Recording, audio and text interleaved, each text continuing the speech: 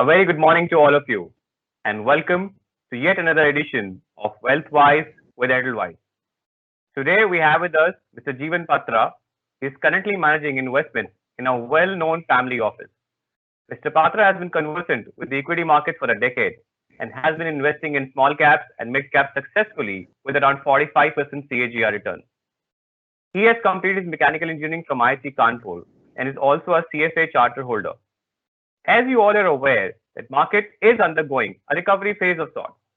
There is significant market chatter that now is the time to invest in large caps because of the underlying notion that investing in large caps is relatively risk-free. But how true is that? Today, Mr. Patra is here to share a different perspective on small cap investing. He's here to help you understand that safety does not depend on the market cap, but the underlying business of the company. Please note, there might be a lag of 10 to 15 seconds due to connectivity or network issues. Kindly bear with us. And if you have any questions you want to ask, you can put that in the chat box and we'll try answering a few at the end of the session. So welcome Mr. Patra to our platform and over to you, Mr. Patra.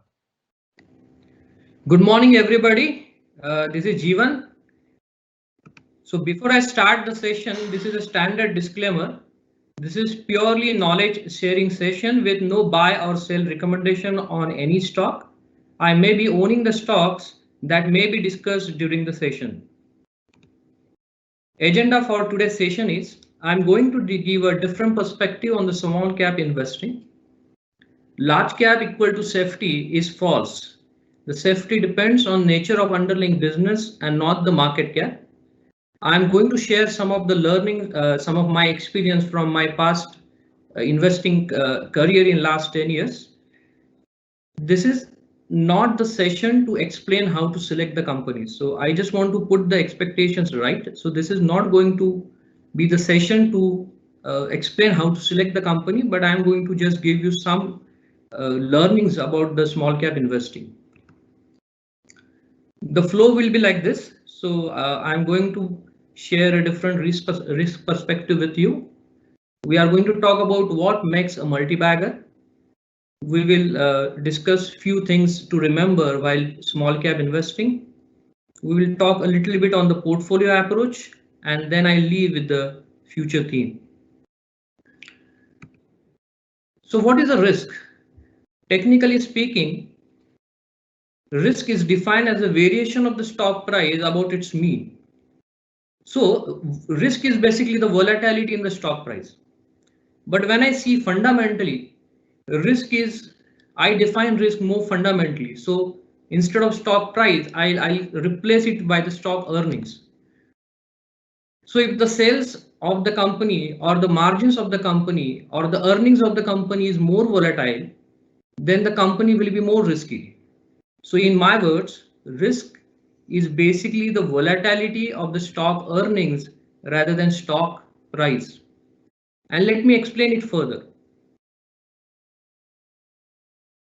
Can you predict the sales of Tata Motors or say Tata Steel or even for that matter SBI 2 years or 3 years down the line with reasonable certainty? Even if you are able to predict the sales, will it be possible for you to predict the margins? Say 2 years or 3 years down the line? The answer is no, right? It's very difficult. Now, if I ask you the same question for say HDFC Bank or say Nestle or say Britannia or for that matter Maruti or Hero Motors, will it be possible to predict their sales and margins say 2-3 years down the line? The answer is yes, to some extent, with some reasonable certainty we can do that, right? So what is the difference between these companies? So both are large cap companies. Tata Steel, Tata Motors, SBI, HDFC, Nestle, they are all large cap companies. So the bottom line is the market cap of the company doesn't decide the riskiness of the stock. It's the underlying business which makes it more or less risky. So be it small cap, be it mid cap or large cap. It's not about the market cap, but it's all about the underlying business which actually decides, which actually provides the safety to that stock. The notion of large cap equals safety is false. A lot of people think that if they invest in the large cap, then their money is safe. But risk is more relevant to the nature of business than size of business. If you just go back and check the data, last 10 years, returns for Bharti or SBI or Tata Motors or for that matter NTPC is pathetic. Bharti and SBI has given almost zero returns in last 10 years, whereas Tata Motors and NTPC gave negative returns. And they were all 1 lakh crore plus market cap companies. They were part of the index. They are still part of the index. But still, the returns in that case was pathetic. And I'm not talking about the companies where there was a corporate governance issue. So I'm not talking about Suzlon, or I'm not talking about Yes Bank, or say Reliance Communication, or Unitech, or DLF. These companies were also part of the Nifty at some point, and they completely destroyed the wealth of the investors. So the bottom line is the risk of the stock doesn't depend upon the market cap of the company, but it depends on the underlying business of the company. So there are three things to remember. One, risk is volatility in the stock earnings rather than stock price. Second, the safety to the stock is provided by the underlying business of the company and not market cap of the company. And third, the risk is more relevant to the nature of business than size of business. I always say investing in small cap is luxury. There are a lot of fund managers who are managing $1 billion of funds. They cannot invest in small caps because of their mandate, because of their size. So if somebody is managing a funds, say 1,000 crores, and if you think of investing in a company of say 200 crore market cap, that won't be possible, because even if you put say 5% of his total corpus, then it's a 50 crores. Investing in a company of 200 crore market cap, simply not possible, right? So because of the mandate, because of their size, a lot of people cannot invest in the small cap. And that's where the competition for small cap investing is actually low. So there are a lot of hidden gems in the small cap. Today's large caps were yesterday's small caps. Today's small cap will be tomorrow's large caps. So look at Bajaj Finance, Page Industries, Eicher Motors. They were all small caps 10 years back. All three were having market cap of between 1,000 and 2,000 crores. I myself invested in Suven when it was a 200 crore market cap company. Today, the market cap is 8,000 crore and plus. It's a 40x in last 7 years. This is just not possible with the large caps. So that's why I say investing in small cap is actually a luxury. As Ian Castle says, the micro cap arena has historically been a breeding ground for undiscovered and misunderstood companies. Warren Buffett, Peter Lynch, and many other notable investors started their careers investing in micro cap companies. Some of the best performing companies ever started as micro cap companies, including Walmart, Netflix, Amgen, Celgene, and even Berkshire Hathaway. But yes, with small cap and mid cap, there are few risks. So liquidity risk is one of the major risks with the small caps. The impact cost while entry and exit can be really high. Data available publicly is scarce. A lot of hard work required to understand the management quality. Difficult to ascertain whether reported numbers are true. And that's where one needs to do detailed research, thorough research before selecting any small cap stock and then hold it for long term. Another aspect of the risk is the time horizon. As time horizon shortens, the risk increases, because in the short run, there is always more volatility. But if we elongate our time horizons, the risk disappears. So quarterly earning chart will be more volatile than yearly earning chart. So if you look at a chart for say 10 years, that will be more smooth. But if you zoom it out and if you see the yearly chart, then it will be more volatile. If you zoom it further, then the volatility will keep on increasing. So in investing, always keep longer time horizon. Now let's come to the point, what makes a multi-bagger? So when people are investing in small cap, the objective is to find the multi-bagger. Objective is to hold the multi-baggers. So let's understand what makes a multi-bagger. Because if someone wants a return of 15% CAGR, then it's better that he invest in the index. But if he's requiring returns more than 20%, 25% CAGR, then obviously he is looking for a multi-bagger. So let's understand what really makes a multi-bagger. So generating multi-baggers require three things: vision, patience, and hard work. Vision, to visualize the future of the company, to visualize the large opportunity for the company, patience to hold the stock through all the cycles till your vision comes true, and hard work to make reasonable assumptions about the business. A lot of people sell the stock too early because either they lack the vision, or they lack the patience, or they haven't worked that hard to understand the business right. I just remember incidents in my career when I bought Kaplan Point Lab. You must be knowing the company Kaplan Point Lab. It's a pharma company. So I bought Kaplan Point Lab when it was a 60 crore market cap, and I sold it as soon as it becomes 150 crore market cap. That was almost 150% returns in just 4 or 5 months. So I was actually very happy. But later on, the same stock went on become a 4,000, 5,000 crore market cap company. So in that case, I was actually lacking both the vision and the patience, or maybe my hard work was not sufficient to understand the business right? So basically you need to have all three: vision, patience, and hard work. Multi-baggers can be achieved only when future growth and return on capital employed, the future ROC, is much higher than the historical. A lot of people basically do quant-based investing where they do filtering, or they choose the stock based on the historical parameters.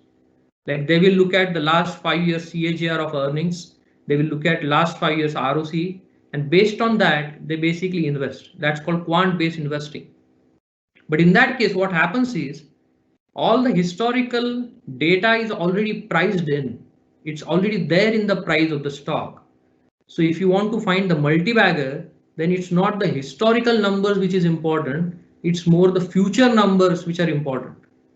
So if the future growth and the future ROC is much higher than the historical, then the earnings growth would be exponential, and you will have the biggest lever in your hand.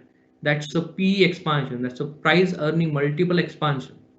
This price earning expansion is the biggest lever in any multi-bagger, and we'll see that further. But understanding future growth and future return on capital requires comprehensive research. It requires really detailed work, and that's where one makes outsized returns. I evaluate businesses more qualitatively. I believe if it fits in qualitative framework, then at some point it will definitely pass the quantitative test as well. If you keep on focusing only on numbers, then a lot of times you will miss the emerging stories. Biocon is working on biosimilars since last 15 years, but people were always skeptical because of its poor margins and return ratios. Their financials never looked good when it was actually doing a lot of R&D on the biosimilars. But today Biocon is the only Indian company who launched biosimilars in US and Europe. It has given 5-time return in last 5 years and maybe multiple time returns in last 10 years. So it's all about the quality of the business. If the quality of the business is good, the quantitative framework will fit in. It will definitely fit in the quantitative framework at some point. When I talk about the future growth, then that future growth actually depends upon the size of the opportunity. If the size of opportunity is big, And if the ROC is going to be sustainable, so ROC is going to be superior, then these are the two biggest parameters in the investment. And we'll see a few examples for that. So if you look at the Hindustan Unilever stock for 2000 to 2010, then it has actually given zero returns despite having 60% ROC in that particular period. So there was a zero return for 10 years despite having 60% return on capital. And this was due to the no earnings growth in the same period. So if you look at the EPS, earning per share, then that went up from 7.5 rupees to 10 rupees in the same period. So there was a meager 3% CAGR of the EPS in the same period. Let's look at another example. So in the case of Hindustan Lever, the ROC was pretty much there, but growth wasn't there. Now let's look at L&T. L&T stock has given zero returns for 10 years from 2010 to 2020, despite 3.3 times sales growth. So sales has actually gone up from 43,000 crores to 1.45 lakh crores. And the earning has gone up from 3,800 crores to 9,600 crores. So it's a 2.5 times earning growth. So there was pretty much the sales growth, there was pretty much the earnings growth, but still the stock couldn't perform. It has given zero returns for 10 years. The reason was the margin actually declined in the same period, and hence the return on equity declined from 30% to 16%. The growth comes from the reinvestment, and the value would be generated if the incremental investment happens at a superior ROC. If the incremental investment happens at subpar ROC, then your wealth will be destroyed. The value will not be created. So both growth and sustainable ROC makes a perfect multi-bagger. And the sustainable ROC basically depends upon your competitive advantage of that particular company. So if the company has a sustainable competitive advantage for a longer time horizon, then that company will create wealth for the investors. This is what I have on the back of my visiting card. There are three levers for creating a multi-bagger. First, the sales growth, the growth in the top line. Second is the margin expansion. So your profit growth will be faster than your sales growth. And the largest lever will be the PE expansion. So PE get expanded because your ROC is actually getting expanded. As margin increases, the return on capital increases, and hence the price earning multiple also increases. And that's how the multi-baggers are created. So let's understand it with an example. So if you look at, say, Minda Industries, an auto ancillary company, the financials from 2013 to 2019, the sales has gone up by only 4 times, whereas the earning per share has gone up by 9 times because the margin expanded from 2% to 5%, whereas the stock has actually given 23 times return to the investor because the P has expanded from 10 to 30. So when all these three levers actually act together, the effect is a multi-bagger. There is one more thing that you need to understand when you work with the small caps. Most of the times, investors focus on growth of the economy and the sector, and then they try to predict the growth of the company. This is very relevant to the large caps, but that's not true for small caps, because in case of small caps, the story is not about growing with the market. It's more about growing within the market. Bajaj Finance is a classical example of this. The stock has gone up 100 times in last 10 years. Loan book has gone up from 4,000 crores in 2010 to 1.4 lakh crores in 2020, which is almost 43% CAGR. as compared to 10 or 11% nominal GDP growth rate of India. And how this has happened? This has happened because of growing within the market. So it actually took market share from other players and grew. Though Bajaj Finance is not a small cap or a mid cap anymore, back in 2010, it was a small cap around 1000 crore market cap. So this is how the multi-baggers are created. Now let's understand few things which you need to remember when you do the small cap investing. Small cap investing is very different from large cap investing. First, large cap investing is a top-down investing. There you select the sector and then you select the leaders in that sector and then allocate the right percentage to each of the company. Whereas small cap investing is a bottom-up investing. Every company has a different story, every company has a different growth drivers, and every company has a different risk factors. So it takes months of hard work and research to identify one stock. One cannot expect professional board and professional team when the company is small. What is important in the initial stage of the company is intent and the capability of the management. If the management has the right intent and if the management is capable, then rest all will fall in place as the company grows.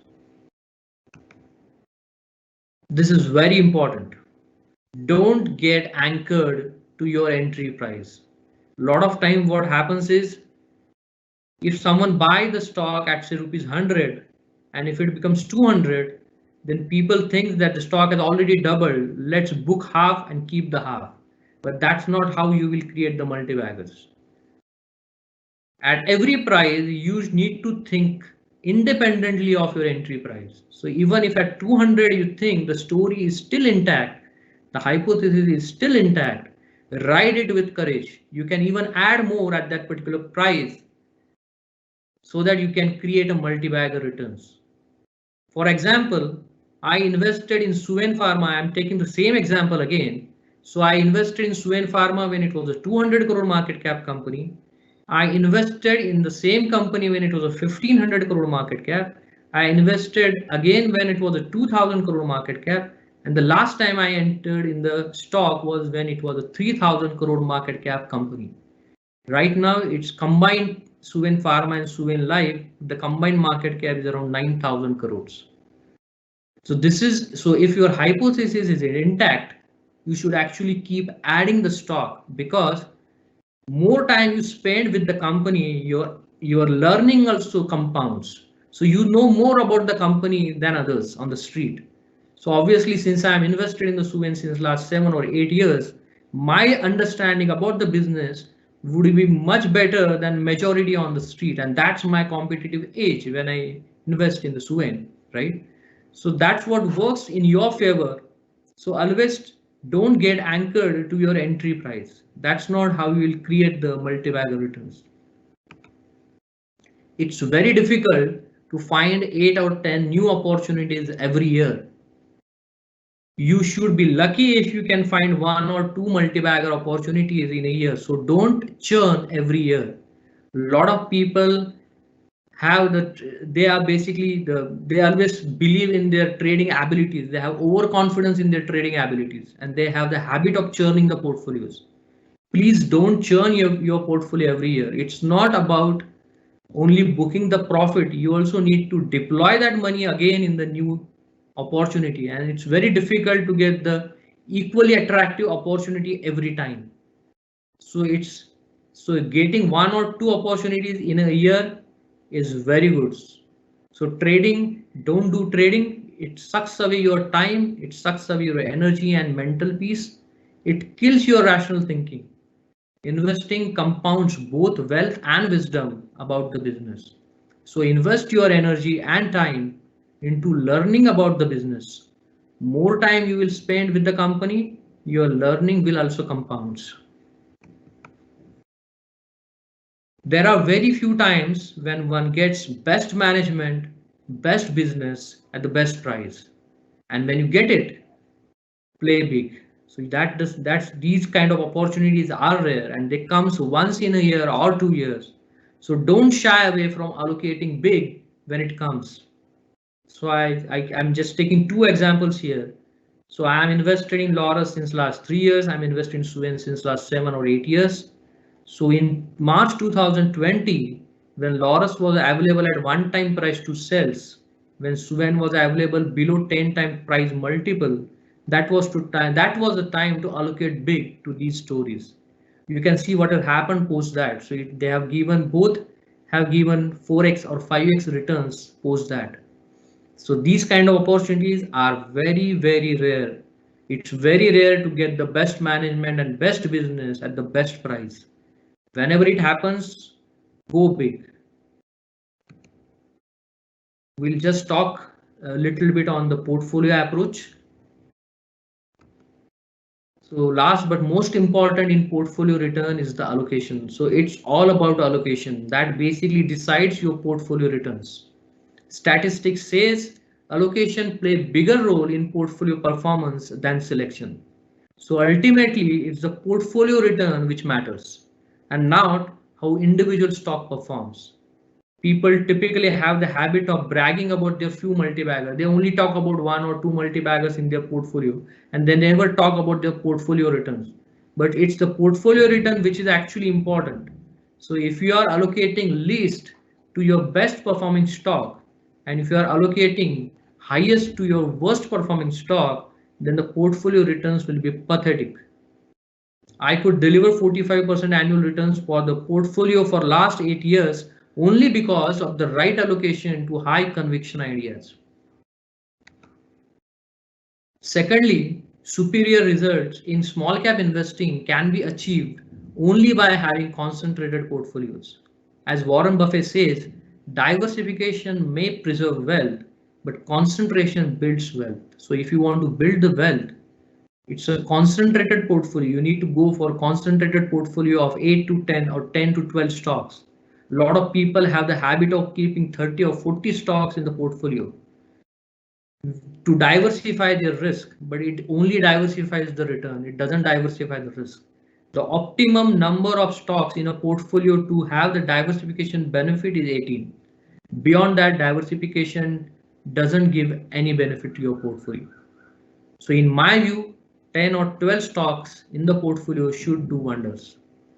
Warren Buffett says wide diversification is only required when investors do not understand what they are doing. So if you know the business well, if you know the management well, it's always good to have concentrated portfolios. You cannot track 25, 30 companies. You cannot track their quarterly performance. You cannot track whatever is happening in their business. So it's always good to have concentrated portfolio. That can only give you multi-bagger returns. Compounding is eighth wonder. You must be knowing all this. So if someone grows the portfolio at 26% annual return, it will be 10x in 10 years, 100x in 20 years. But what people typically miss is the consistent compounding. This can happen only if it is consistent compounding. If you break the cycle for a year or two, you won't be able to see the magic. So always look at the companies where earning is compounding consistently. I'll just close the session with the next big theme. So I'm advising to buy the chemical sector and pharma sector since last few years. But right now also I feel chemical sector is going to be the next big opportunity. It is standing where IT was standing in 1992. It is the story of next 5, 10, 15 years. We are still very small in global context. Only 4% market share in the world. China has 34%. Pharma is nothing but specialty chemicals. Try to find companies which specializes in particular chemistry and where that chemistry has vast applications. Example is Aarti is specialist in benzene and toluene chemistry. Deepak Nitrite is specialist in phenol and acetone chemistry. SRF and Navin Fluorine are specialists in fluorination. Paushak is specialist in phosgenation. So try to find companies which specializes in particular chemistry. They should do well over next few years. The chemical and pharma sector requires more domain expertise than other sectors such as FMCG or banking.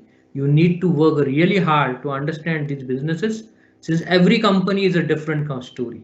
Every company will have a different product, a different application, different growth drivers. So every company is a different company. You cannot put all the companies in one basket. So you cannot apply the sector approach to these companies. You really need to know the business. The other way to identify the other way of investing in this sector is to identify the managements with the right intent and execution capabilities. You don't need to dig deeper. If management is smart, he will spot right opportunities for you and he will make it big for you. And how to find good management? So these are some of the pointers. So you can look at the past track record on capital allocation. You can look at their environmental compliance. So you can look at how many times their plant was closed because of the pollution, how many times there was a fire in the plant, how many times there was any injury or any incident in the plant. For pharma, you can look at the US FDA compliance, how many times the company got the warning letter or the import alert. Typically, the management who are more environmental conscious, the management who are more compliant, those management should do well in the future. So you can look at related party transactions. You can look at whether the management was able to deliver on the promise. So these are few pointers to look at the management quality. Obviously, I cannot get into more detail about it. The Reliance today is 15 lakh crore market cap, TCS 10 lakh crore market cap, HDFC Bank 7 lakh crore market cap. I believe we will have similar stories to tell in pharma and chemicals after 10 years.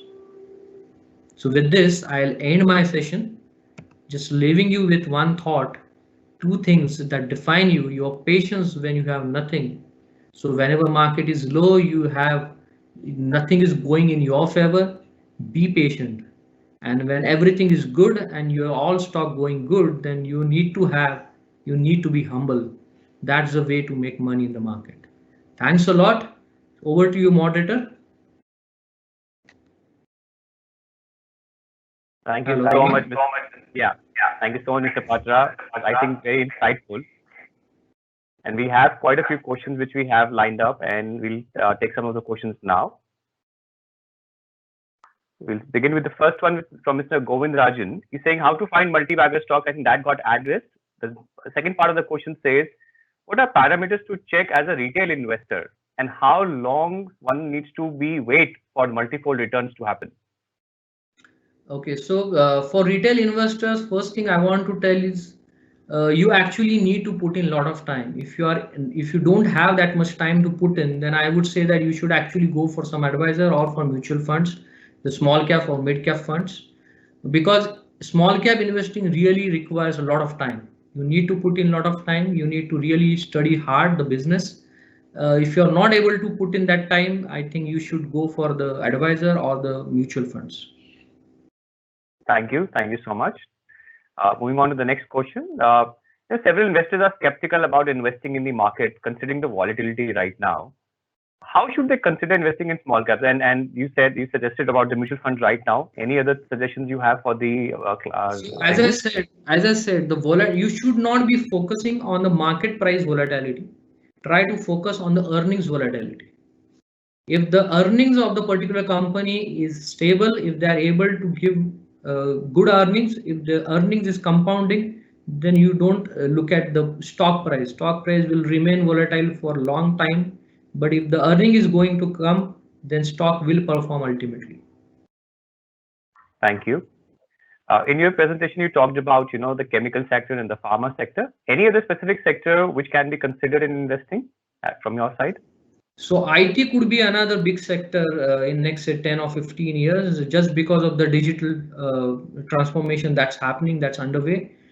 The only thing is in India, we really have very few companies who are really doing good work in the digital sides. All TCS, Infi or HCL Tech, they all talk about digital, but it's more of a cloud migration work that they are doing. So I think there are very few companies in India who are actually into digital. So you can actually look at companies in IT who are small, but they are they are focused on the digital part, or they are focused on more IP creation kind of part. Thank you. The next question I think got covered, but I'll still ask for the benefit of the attendees. What are the 3 things that should be looked in the balance sheet to check the financials of the company? As I said, the past financial, I don't actually go for the past financial in too much detail.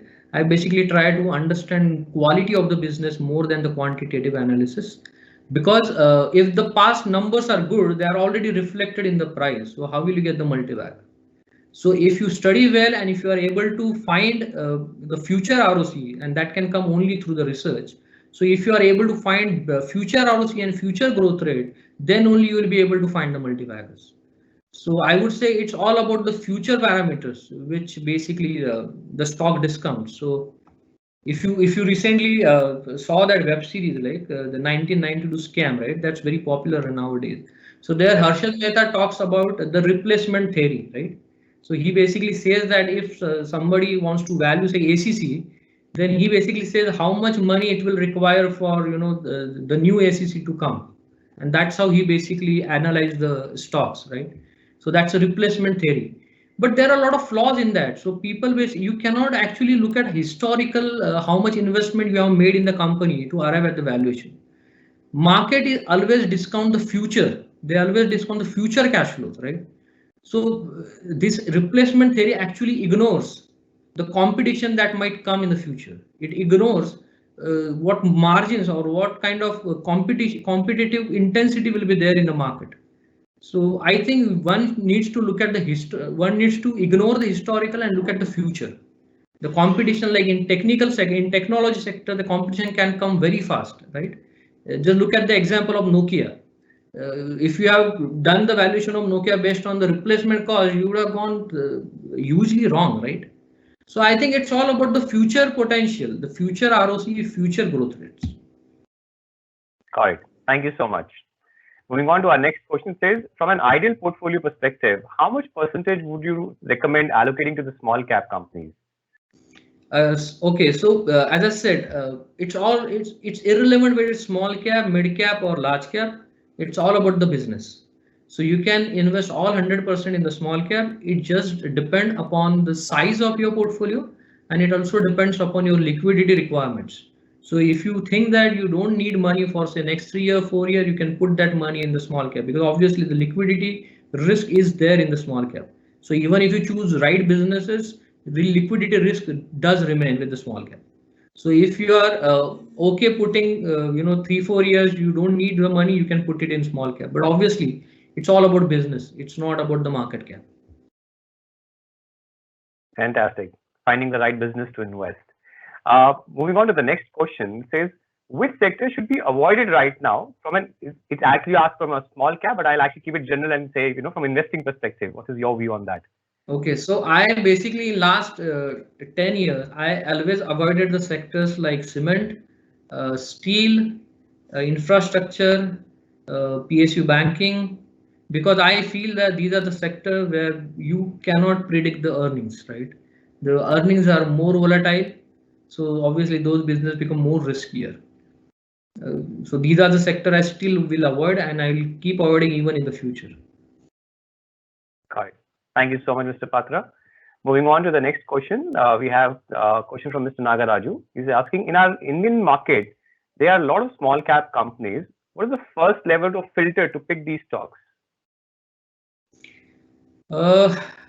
It's very difficult actually to say a filter, because again, as I said, I don't look at actually on the historical numbers.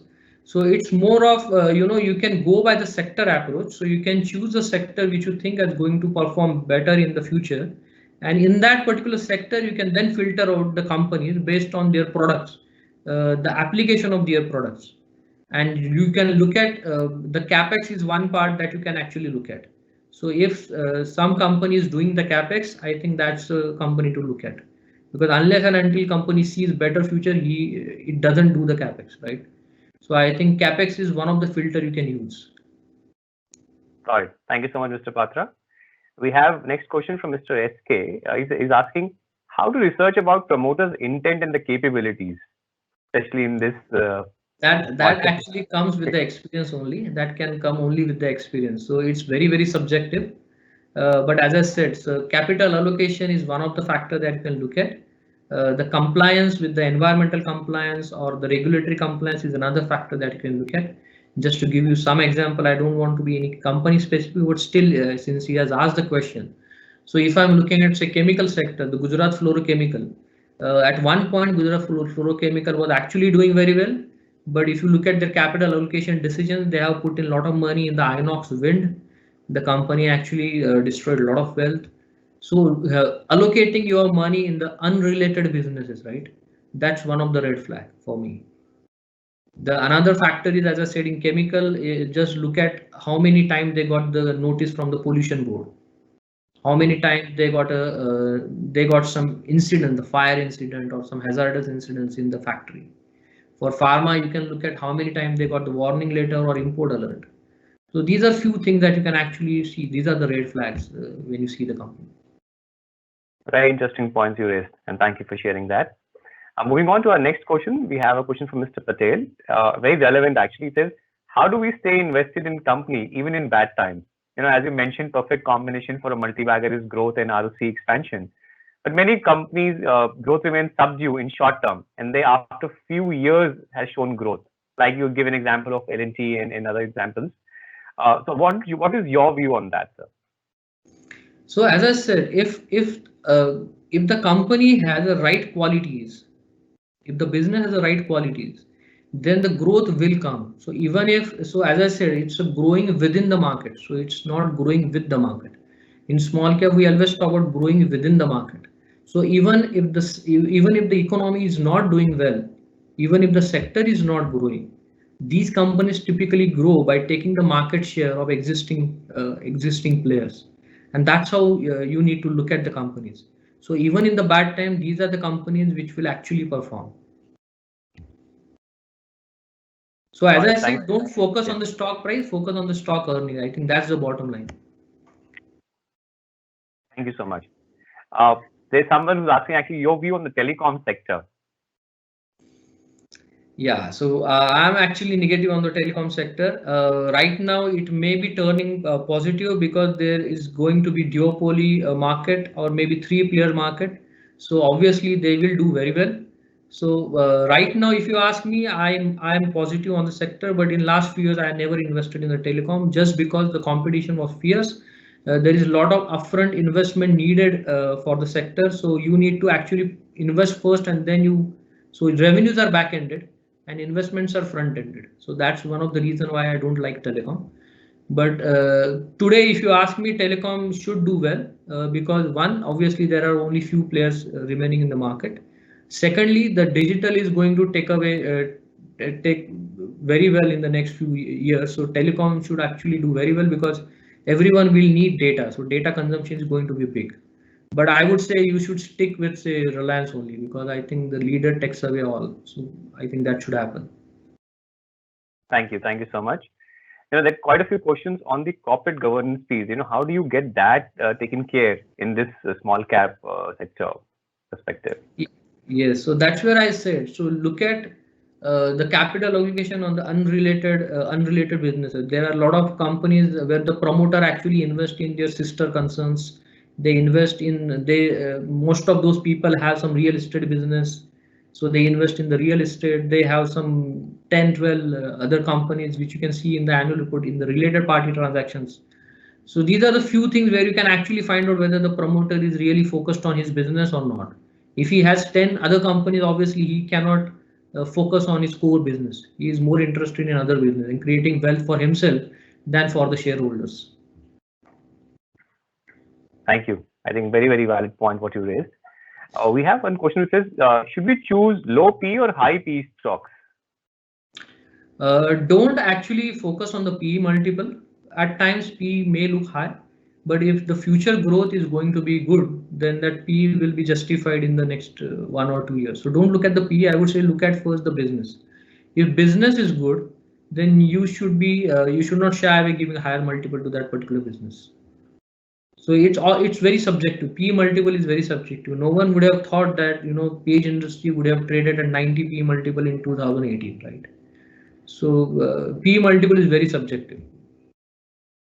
Right now, Uh, Titan trades at 70 P multiple. So you cannot. I would say you can't fight with the market. If the business is good, the P could be obnoxious. Got it. Thank you so much. Very, very interesting question next coming up is, what is the exit strategy for small cap stocks, sir? When you think that when you see that your wealth is not going to multiply from here, it's going to be compounded from here. I think that's the point to exit. So I think a small cap is more for building your wealth, multiplying your wealth, not for compounding your wealth. So if you see that your earning is going to be say 20, 15%, 20% hereafter, then I think that's the point to exit. Got it. Before I move on, I'd just like to request all our attendees that we'll not be able to take any questions with the stock specific. We'll keep it to the sector specific. So I'll not be taking those questions. We have another question, Mr. Patra, which says, any technical screeners for identifying multi-bagger stocks? Actually not, as I said, but you can actually use CAPEX as one of the filter. CAPEX gives you very good idea about it. Got it. Thank you so much. I'll just let me look into the next few ones. I think the reality you've talked about, and the pharma sector you've already talked about. There's one question which talks about, how do you avoid trap of valuations in small cap companies, when they have risen 4x to 5x, in last few years? So again, as I said, if you still think that the earnings growth is still there, then you can still remain invested. So there are a lot of companies which has got like 10x or 20x, but there is still room to grow. Like in chemical, already a lot of companies are 20x, right, in last 7-8 years. But the sector is actually, there is a lot of tailwind for the sector. So this sector itself is going to grow multiple times. So in that case, you can stay invested in the sector or in the company. Got it. Thank you so much. There's one question which talks about, I think that has been already taken care with regards to the parameters one should look for exiting. 1 second. How about, there's one question from Mr. Nagori which talks about, how much weightage do you give to scuttlebutt in your investing? How do you do scuttlebutt? So scuttlebutt is actually this is how basically you get to know about the business and the management. So this is one of the way you can. So scuttlebutt does have a good weightage in the research, because that basically gives you the information about the small cap company, because you don't get to know a lot about the small cap company from public information. So scuttlebutt provides a very valuable information for the small cap investing. Great. I think we still have quite a few questions, but we'll not be able to take more right now. We'd like to really thank you, Mr. Patra, for this fruitful interaction and taking care of all the questions we asked. Sure. I'm sure our audience found your expertise, of significant value, and they will gain from this experience, So really want to thank you on behalf of Edelweiss, for being here and taking your time out, for this. Sure. And to our audience, thank you so much for tuning in. We look forward to having you, all of us, join back again for our next webinar. Till then, stay safe, stay home, and stay calm. Thank you so much, everybody, for joining in today. Thanks a lot. Thanks a lot, everybody. Bye.